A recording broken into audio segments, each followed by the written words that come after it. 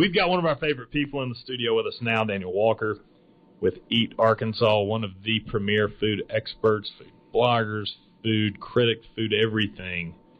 Oh, you're too kind. For Arkansas. I don't think I was an expert in anything, but for Arkansas. I'll take it. I hate to keep going with the jorts jokes, but for some reason, Kevin Shalin and all. The jorts are the thing of the future. Yeah, I don't know. I mean, if you're not wearing jorts, then you're not with it, guys. I mean, I thought you guys were all going to be wearing them tonight. I told you, I really even had a pair ready to go. Yeah. But I thought you were next week. I'm dead serious. Okay. Well, maybe I'll bring you some jorts. In fact, what you could do is... you look like you're kind of hipsterish. I feel like you have skinny jorts. I do? Oh, are you kidding me? Oh, yes. He is hipster. These aren't just skinny jorts. They're skin-tight jorts. Like, are they even denim? Or are they basically like a Lycra... are they meggings that are like shorts? Yeah, I mean, sometimes I just have to just hold my breath, suck it in, and, put them on. But they work out. Purge for a couple days, make sure. It's difficult to eat that many cupcakes when you're wearing those jorts, but it's kind of my diet plan. Tight jorts and limit the cupcakes. Well, that'll do it. But then you'll get like a muffin top, I think, because you're a cupcake top. That was corny. That was awful. Hipsterish is the word I was looking for. I can very much see Daniel hanging out in Brooklyn, making ironic comments. What Rex meant to say is he wanted to say that damn hippie. Okay. Damn hippie. I'm joking. Hey, well, let's talk a little bit about you. You're one of the three musketeers. I read everything the man writes. You're kind of one of the three musketeers of Little Rock and Arkansas food writing right now. Were you a witness to the cheese biscuit coma? Oh, I was there. Yeah, I was basically... Did you try to resuscitate? I tried to resuscitate Kevin. I saw it in his eyes. He started to glaze over when we were at Red Lobster. He couldn't remember his name. A golden buttery glaze. I'm sure. The guy was he was sweating butter. And I knew at that point... Butter sweats. The butter sweats. The butter sweats. Hate those butter sweats. I get the meat sweats when I eat when I eat like a 2-pound porterhouse. I get the meat steak, sweat. Yeah. He had the butter sweats. Wow. I saw it in his eyes. At any point, did you take your roll and just wipe butter off of his forehead and apply it to your roll and just? I just licked his forehead. Wow. And I was like, "This is bad. You taste." We're gonna go down that rabbit hole. No, don't comment on that at all. Okay, no, I didn't actually do that. I have to watch over Blake on this show. Well, you could see me. We're going to go down the rabbit hole quick here. Yeah. Well, you write for Eat Arkansas. Tell us a little bit about what your, I hate to say specialties, but everybody has their favorite foods, and as someone that writes about it, it has to be a lot easier to write about what you like, and that's whether you're a sports writer or a financial writer or a non-fic, whatever. When they say just write whatever you want to write, what do you normally go look for? Well, in general, I feel like we've got such kind of a burgeoning, a growing food scene here in Little Rock. We really do. I'm generally looking for kind of the new, exciting things in Little Rock, which, is kind of general, but we've got, every week there's something new that's coming to the table, and so especially here in the last year or so. It's been amazing. The last 2-3 years, all have been amazing. How the food scene's exploded, from restaurants to trucks to people writing about it, talking about it, the whole gamut. Well, there's just this excitement in the air. I feel like there's this excitement in the air, and I came here about a year and a half ago.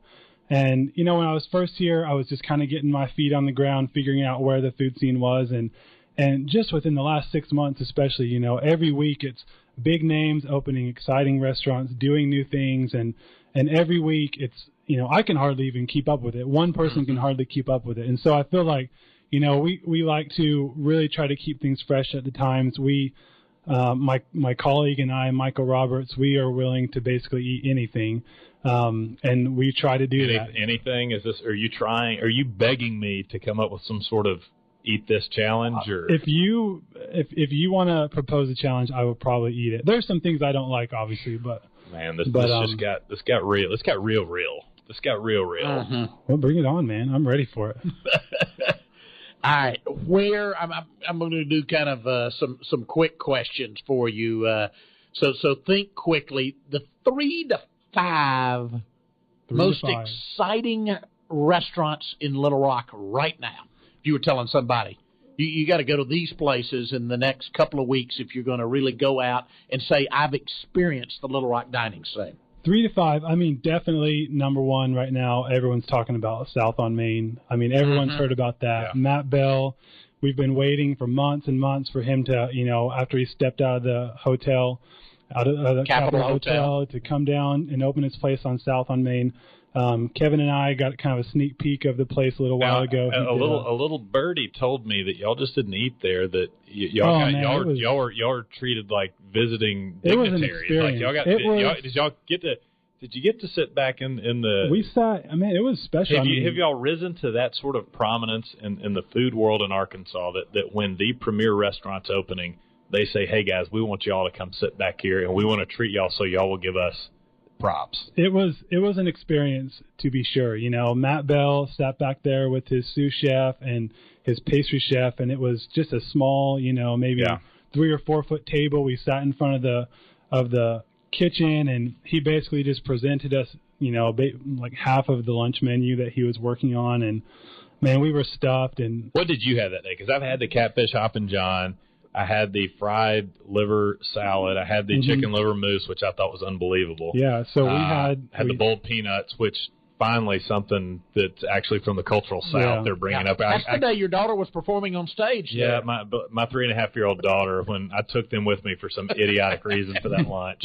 And she's dancing on stage, and I happen to be sitting there. So right. Well, she keeps like running and swinging on this pole, and I look over at Rex, and I'm like, "This is not a good sign." It's like, honey, get off the stage immediately. She's way too excited about that pole. But we won't go down that rabbit hole. Well, Dave Burnett was there, and his wife Laurel's a good friend of ours, and they were serving her up with all kind of sugar, so she was okay. She was all over the place, yes. No, I have a 2.5-year-old, and he won't be accompanying us. They're actually, they're opening for dinner tomorrow. Yes, tomorrow. So I think everyone's excited about the dinner menu.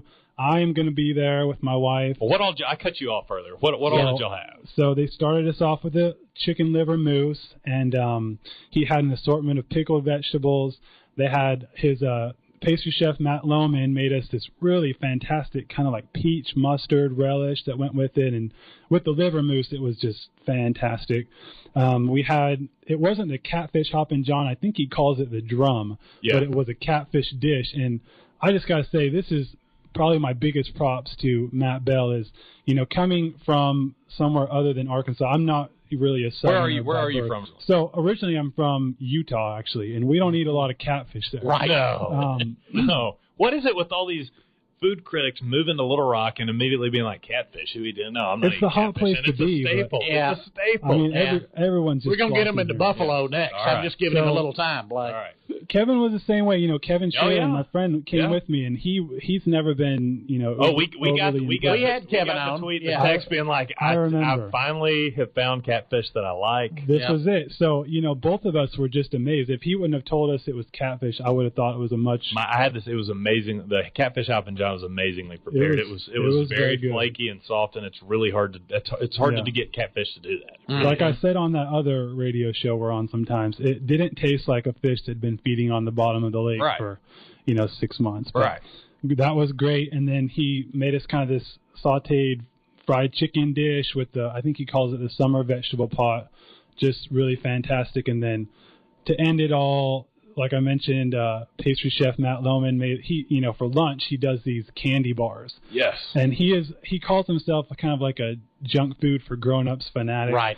And so he's done. So y'all are like new best friends. Oh man, I was just like in love. I hugged the guy at the end. I was just in tears. But he did this house-made Snickers, with homemade nougat, caramel, and dark chocolate, peanuts. It was fantastic. I may or may not have eaten 2 of them. Kevin took like one bite. And is it one of those like, hey, look over there, and you trade plates? And he ate one bite and he was like done because I think he's watching his weight or something. But after all those international magazines poked fun at him, I think they called him some anti-Semitic stuff, even though he's not. It was a rough deal. He has to be careful. He's how can you be a food critic and watch your weight? Well, he's a celebrity now. He's got to look good for the magazine. He's all over. I mean, you saw his picture. It was all over the place, stuffing himself. Us Weekly people. All right, South on Main, number 1. South on Main. What else? I mean, where you go from there? All right. I gotta say, I love Chow Bachi. I mean, it's not the newest place on the block, but great atmosphere. I love Chow Bachi. I think that Jeff Owen's doing really fantastic stuff. If you keep an eye on his menus, like on Facebook and Twitter, the guy's got some brilliant ideas. I've never met anyone that doesn't like it. I gotta say, I think one of my all-time favorite places is a little place called Milo Bakery. You guys know I'm big into the sweets, but Milo Bakery, for the time being, for the past year or so, they've been set up at various farmers markets. Stefanos Milonas is the head baker there, and the guy he's really a mastermind with pastry of all kinds. They don't have a set up brick and mortar shop, because I see this on Saturday or Sunday mornings, and it drives me crazy because Kevin's always tweeting, just pick this up from Milo Bakery. And I'm going, where's Milo Bakery? Yeah, there's not a brick and mortar. Yeah. So you have to go to Hillcrest Farmers Market or a separate farmers market. For now, they're at Hillcrest Farmers Market, which is at Pulaski Heights Baptist Church. On Saturday morning, they open at 7, and then they're at Bernice Gardens Farmers Market on Main. Sunday, and I think they open at 10. I've been following them since they first started here, and I would say I think the pinnacle of the pastry experience here in Little Rock has got to be what it's called a Queen Amman. I've talked about it ad nauseum with my friends and whatnot, but it is a French pastry that's just layered with sugar and butter and in perfect proportions. Milo are fantastic people. They do great stuff. So I would definitely put them at the top of my list. I think for me, the other two places that, if I were to leave Little Rock today and say, I really miss these places I would miss, I would put Loblolly Creamery on there. I know it's another sweet place, but I don't know anyone that doesn't like Loblolly. I was just there last Saturday. It's easy to love. They had an assortment of just all locally produced, locally made toppings from fruit and nuts and caramels and just really fantastic stuff. My thing with Loblolly, though, is if you go to a place that says, oh, we're really good at making ice cream, anything like that, and you say, okay, well, let me start. I want the most simple thing And at Loblolly, I had the vanilla. The double vanilla, yes. It was, I think it was Tahitian vanilla. I can't remember what it was. I was like, let me start off with the vanilla, and then we'll figure. And the vanilla was so good. I said, this is just what I want. And when a place does such simple food and such simple stuff in that amazing of a way, you know that the other stuff is great, because a lot of times those places go, vanilla is vanilla. Mm-hmm. Their vanilla is out of this world. It's fantastic. I almost get the vanilla every time. If I get 2 scoops, it's a vanilla and then one of the other more exotic things. So I love that place. Oh, where do you go from there? You gotta mention the Big Orange Zaza group, Local Lime. All three. Yeah. I know that you guys have talked about them a lot of times on the show. You've had Lee Scott Edwards does it right. Lee and John Beachboard. Those guys do it right. You can't deny the guys know how to market. They know how to cook. They know their drinks. They know basically every side of the business. I would say maybe my favorite restaurant here in Arkansas, one of the top 5, is definitely Zaza's. I think they do fantastic work. Their fennel sausage, I could put that on my shoe and eat it. Yep.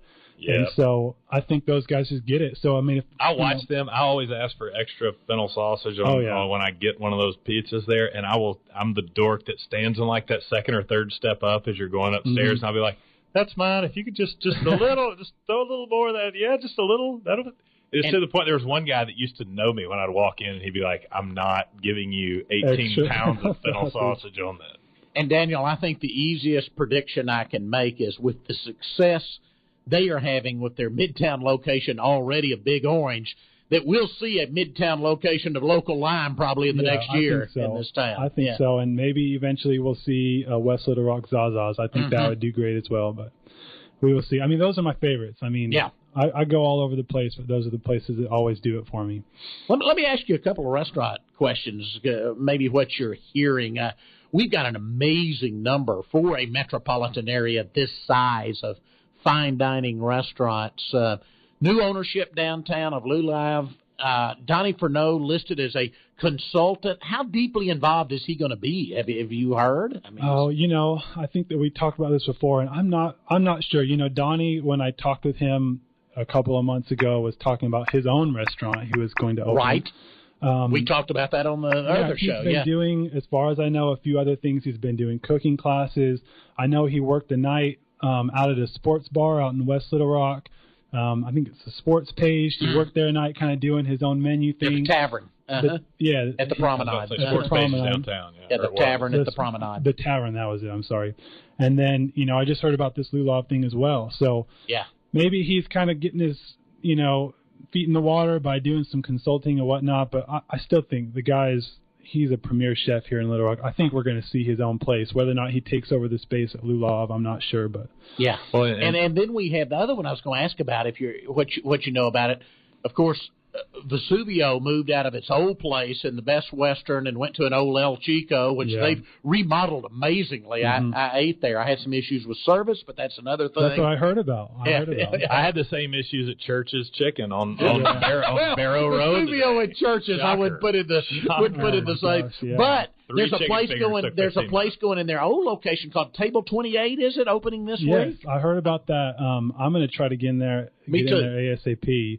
I think that the Times might be doing a little preview of it. Gotcha. So, I'm very interested in what you're hearing. I had heard people saying this is going to be really good. You need to try it.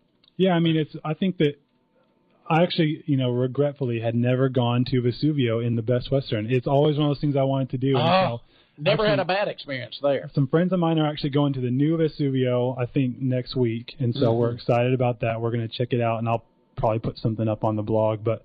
Yeah, the new place going into the Best Western, I think that Table 28 should be good. We'll get some information on that and have it up on our blog, too. Have you heard anything about the great Lee Richardson, what he may be up to? The eternal question in Little Rock dining. I don't know. Like I told you earlier, the last time I saw Lee Richardson, he was making sweet and sour catfish at the governor's mansion for the governor's culinary challenge. And I think we may have asked him, hey, what? I think that was actually at the Capitol Hotel. At the Capitol. Sorry, not governor's. It was the governor's culinary challenge at the Capitol Hotel. Because when he agreed to do that, a couple of us were like, "Man, that's interesting." Going back to the Capitol after leaving. It was a really fun night, and I think that I was with my cohort, Michael Roberts, and both of us were like, we got to find out what this guy's doing. He's Good luck with that. Secretive. I was going to say, he really is an enigma wrapped inside a riddle, isn't he? Lee's not even really secretive. I think he's just a tough nut to crack. He's just not gonna give anything up. Even if you're just like, hey, what are you breathing oxygen right now? You feel like you asked the wrong question. He's an extremely nice guy. He's a great guy. He's just not a guy that's going to slip up and tell you something that he doesn't want to tell you. Well, I hope he's got something, kind of in his back pocket that he's working on, and he's just going to spring a fast one on everyone and say, hey, I got this place that's coming in 2 months. I would love to see that. I've actually never even had Lee's food before. I moved here after he had already kind of retired from Ashley's, so I'm excited to see. I've only had his food one time, so Lee, if you're out there, you can always email me, man. I'm telling you, email me, let me know what's going on. We'd love to talk. And since our listeners travel the state, I know a lot of them do widely. Blake had heard me mention it before, but I did go up and have dinner at Matt McClure's The Hive up in Bentonville, who had worked under Lee at the Capitol Hotel, had a crispy rabbit dish that's probably the best single dish I've had this year in a restaurant. Okay. So if you're in Northwest Arkansas, I can highly recommend The Hive at the 21C Hotel in Bentonville.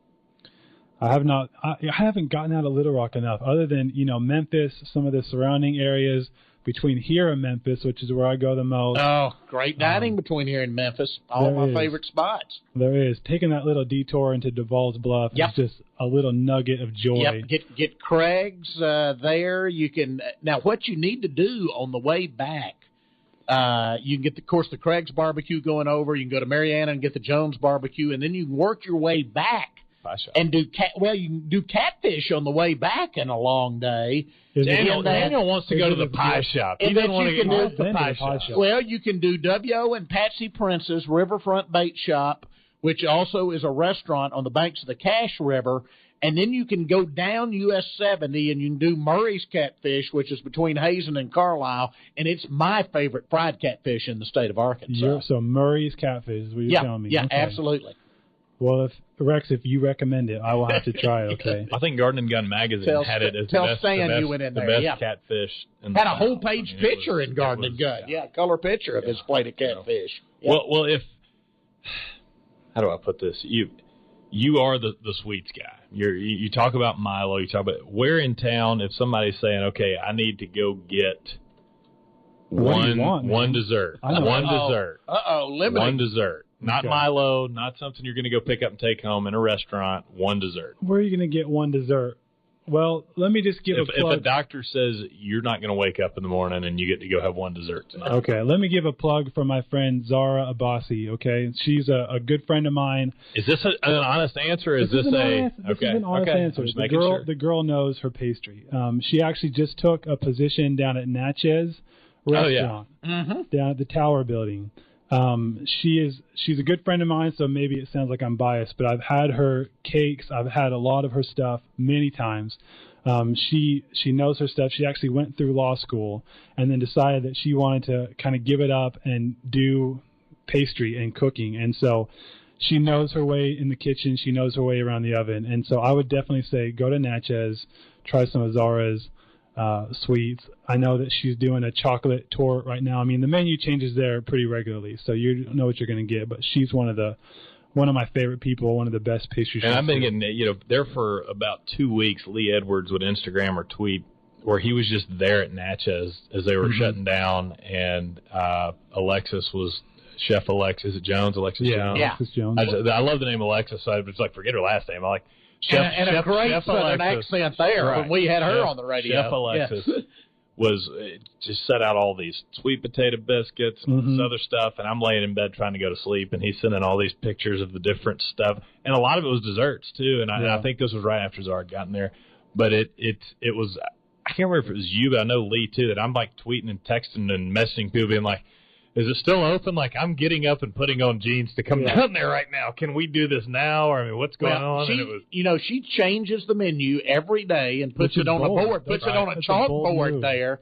And then she takes a picture of that chalkboard and posts it every morning on Facebook, and really makes me hungry on a daily basis just looking at the menu. It's a bold move. I mean, it takes a lot of skill, I think, and talent to do a constantly rotating menu like that. And so, got to give her credit. You got to realize, anyone who's been through Ashley's and the Capitol Hotel, think about it. These people are all top chefs. You know, Matt Bell, Matt McClure, I just mentioned. They all come out of there. Jeff Owens been there. Another guy I'm really excited for is Travis McConnell. Yes. You know, he's doing that book in public. And how's that coming along? We had him on the show right before he did the big pig roast there at was it Bernie's Garden? He had it. It was up in North Little Rock, right? He did his own at Bernie's Garden. That's right. Has he found a space yet that he's decided on? Or? You know, I was actually talking to someone about that today, and I'm not sure if he's found a space yet. You know, he's making sausages, and he's just doing sausages for now, sausage sandwiches and whatnot at the Bernie's Gardens on Sunday. Okay. So if you want to get a taste of what he's doing, then check that out. Is he selling, like, if he wanted to do like some cash on hand black market sausages? I think he would definitely do that. He's tweeting pictures of them and whatnot. So I think that if you like sausage, you look like a sausage guy. You look like he would like. Wow. That boy can eat a block. I mean, that's. Some my friends that are listening, you realize that like for the next 2 months are going to be like, you look like a sausage guy. I mean, you got your promo there, Keystan. If you use that, I'll murder you, Stan. You got your promo, Keystan. No. Nope.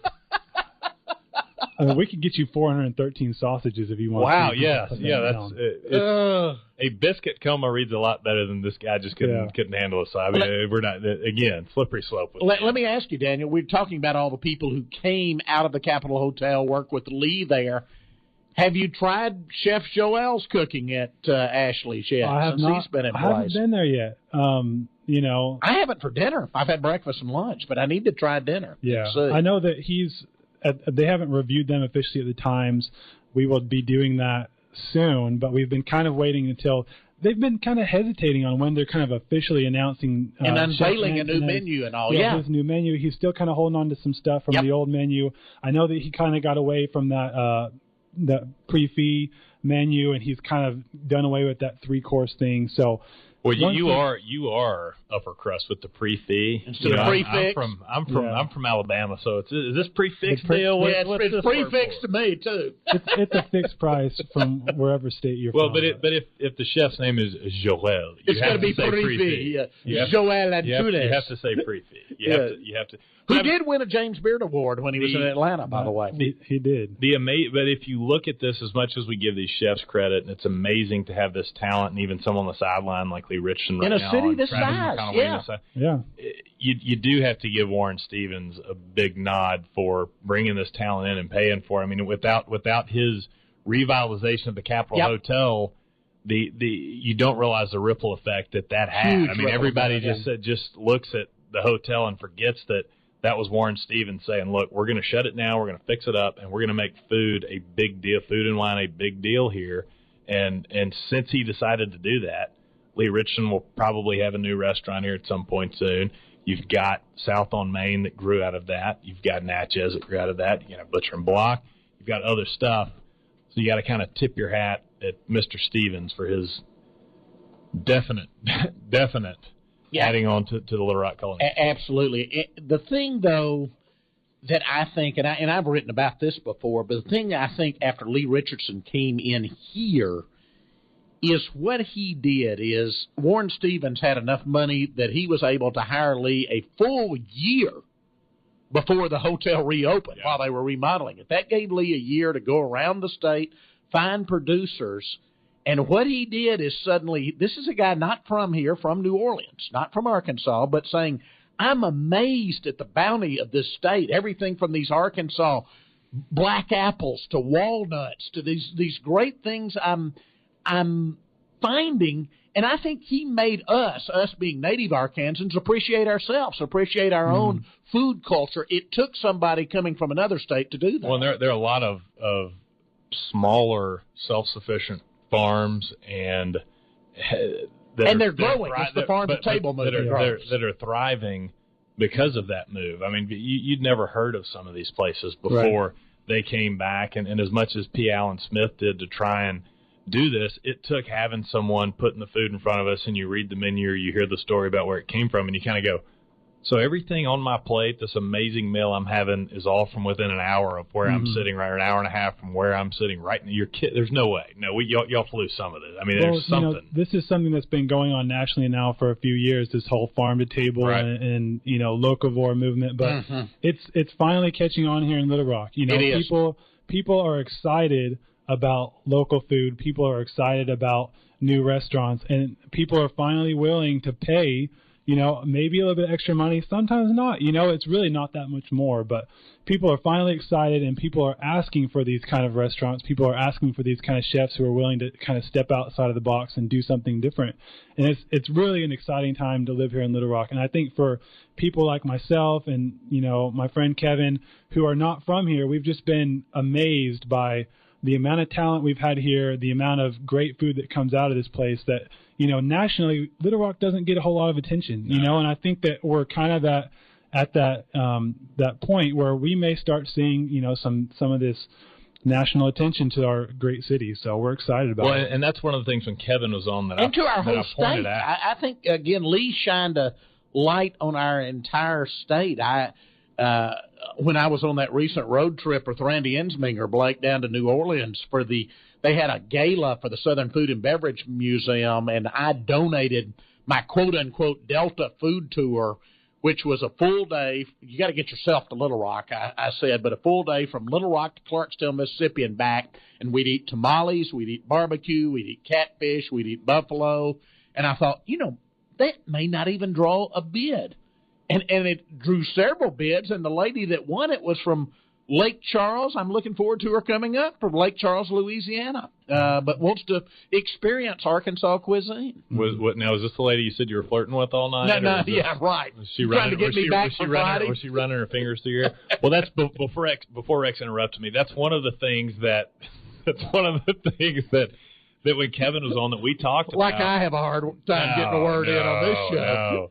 That was one of the things that Kevin and I talked about when he was on, that it gives you a fresh perspective. You didn't grow up here, so you don't have this nostalgic feeling for a building or a certain individual, or your grandparents ate here, or you did this, you did that. You're coming in and you're sitting down at a table and you're looking at food that has no real, backstory, and no, you're not going to have emotional experience before you get there. Yeah, it's based on the food. So when you're reviewing this, it's not, oh, I grew up with him, or his family owns this, or my grandmother loved this place, or I've always heard about this. It's a new deal, and I think realizing that it lends extra credence to your opinion, because it's a real opinion. If you go drop me and you're from Utah, if you wouldn't put me in Salt Lake City right now, I wouldn't have a clue of who's connected to who, or who ate where, or this has been here, this needs to stay because it's got this backstory. It's based on the food. So when you give that nod that, man, this is really good stuff, it's nothing but because of the food. Well, I think it's important, when you're food blogging, it's easy to just glorify a place that you eat at and just try to, get a good name for yourself and get in the good graces of chefs across the city. But really, unless a city or a food scene is really critical of itself, then we're not going to progress. We can't just accept things that are mediocre if we want something that's great. And so I think that I try to be fair. I don't try to be, too harsh on anyone. But I think that it's important that we're critical with ourselves and we say, this is great, this needs some work, and we don't just rest on our laurels like I think probably some restaurants that have been here for a long time are maybe doing now. So, well, I think it is a good time as the native Arkansan here to tell you we've got all the exciting new restaurants, but we've got some of the old standards that are either still good or have picked up their game. I mean, for instance, as a native Arkansan, I'm really excited that Bruno's is going to be reopening and it's going to be downtown. I mean, I'm looking forward to the things I love that have been on the Bruno's menu for years.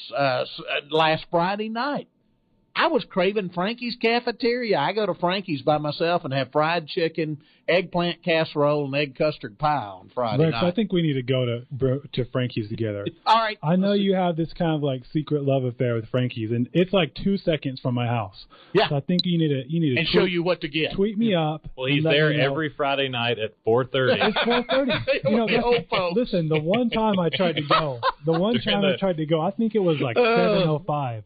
And it was empty, wasn't it? It might have been closed. They were cleaning it. I actually got there at 7:20 and got a dirty look on Friday night. Yeah, let me tell you, I get there. I don't know. It was like 5 minutes. Like the elderly folks finished at 5:30. What are you doing here at 7:20? I think it was 5:30. I'm shaking the door. They're like, "Get out of here!" I'm like, "It's 6:30."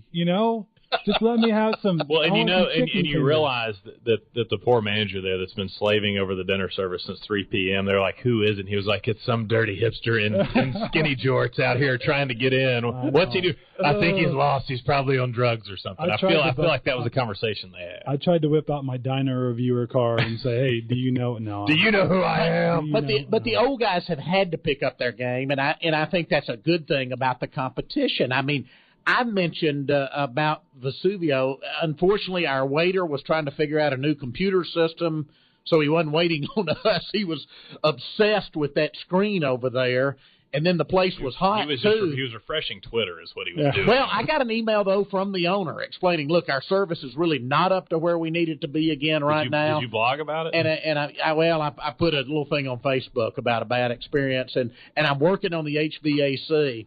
And so it shows that, you've got to pick up your game or you're not going to last in this market anymore. Well, any market any good food scene is really critical of itself, and you have to be at the top of your game almost all the time, And if you're not, then you apologize and you work on it from that point. So. Yeah, but it shows the power of social media that the owner saw that and responded to it. Did you get a free meal out of it? No, I did not.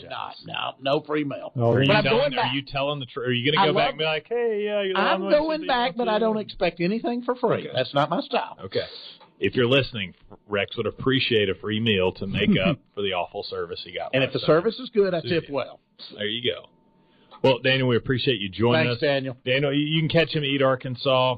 On the Arkansas Times. It's at Eat Arkansas. And Daniel, we will go to Frankie's together. Okay. All right. For some eggplant casserole. Follow him on Twitter and keep up with him. It's at Daniel_P_Walker. That is me. Or just search Daniel Walker, and since you live in the Arkansas area, it'll come up. And he's no Kevin Shalin, but he's fairly popular. No, I'm aspiring. But. and will you start at Frankie's with tomato aspic like an old lady from the Heights would? I will do whatever you tell me to do, Rex. All right, tomato aspic. This is your ball game. I've been to Frankie's. I get in trouble because I go, I'll take that, and then I have a tray full of little bitty bowls, and then you go up there and they're like, that'll be $27. And I'm like, no, it's like all a bunch of so I get in trouble there. I've got a long story about that place too that I can't tell on air, but been around since 1919, guys. Well, great show today. Thanks for tuning in.